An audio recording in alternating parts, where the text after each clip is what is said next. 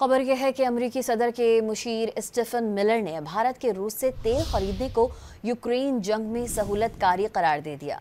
White House के deputy chief of staff Stephen Miller ने भारत पर इल्जाम आयद किया है कि वो रूस से तेल खरीदकर यूक्रेन के खिलाफ जारी जंग में उसे माली मुआवनत फराहम कर रहा है।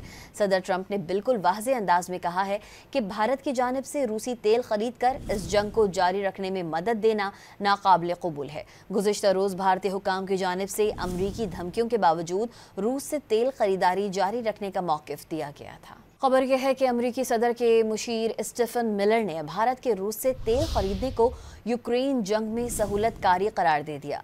व्हाइट हाउस के deputy chief of staff Stephen Miller ने भारत पर इल्जाम आयद किया है कि वो रूस से तेल खरीदकर यूक्रेन के खिलाफ जारी जंग में उसे माली मुआवनत फराहम कर रहा है।